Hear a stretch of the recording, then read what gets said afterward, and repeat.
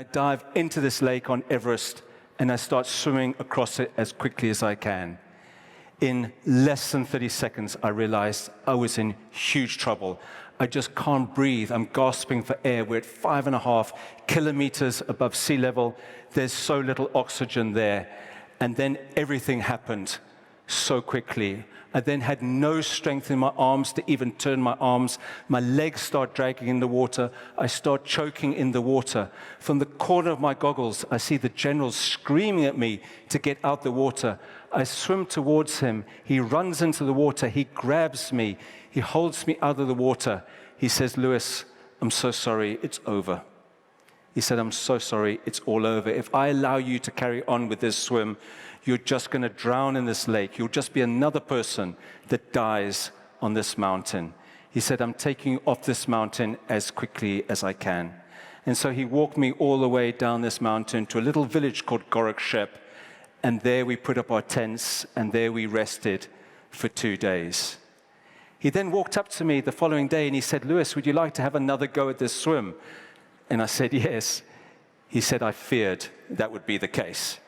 He said, "If you want to have another go at this swim, you need to take a radical tactical shift."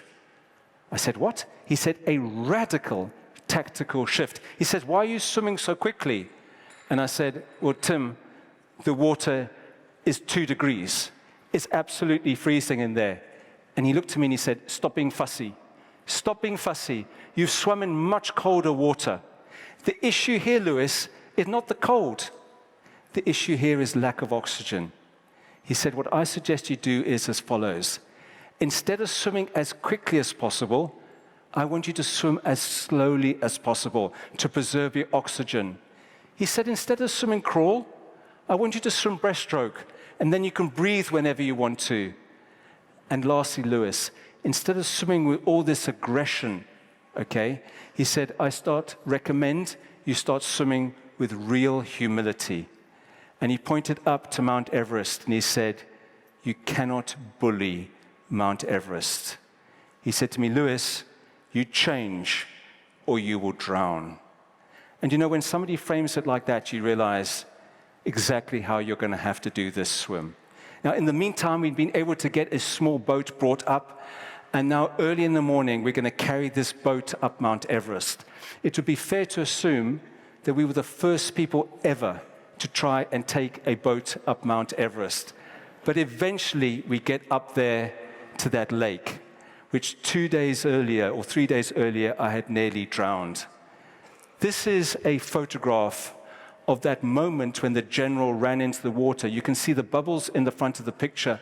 It's very, very shallow. I'm trying to get to the edge of the lake. He's going to pull me out. 3 days later, my mind is back during that moment.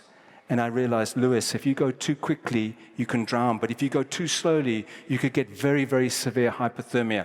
I've got to get this right. There's a young Nepalese Sherpa who can see I'm frightened. He says, "Come over here, Lewis. There's a big rock over here." He says, "I just want you to sit down, and none of us are going to do anything until there's complete peace." And he put up these beautiful prayer flags, which the Nepalese people have. And the two of us just sat there, and we relaxed. And then after about 20 minutes, I felt ready. I stood up, and I slowly walked into this lake, and I started swimming across it breaststroke. For the first 250 meters, there's no problem at all.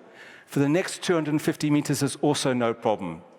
I then get to the 600-meter mark, and suddenly I'm feeling really cold. I get to the 700-meter mark, I'm even colder than I was at the North Pole. I think to myself, Lewis, if you don't switch right now and sprint the last 250 meters crawl, you're going to die in this lake. I'm just about to go into crawl, and from the edge of the lake, I see Sanjeev screaming at me, and all he's saying is, "Slower, Lewis, slower, slower." And luckily, I listened to him, and I swam the last agonizing 250 meters until I finally got to the end. He grabbed me, he pulled me out the water, he gave me an enormous hug and a huge kiss. The British general came up to me. He didn't give me a hug, and he didn't give me a kiss. We learned 2 really important lessons there on Everest.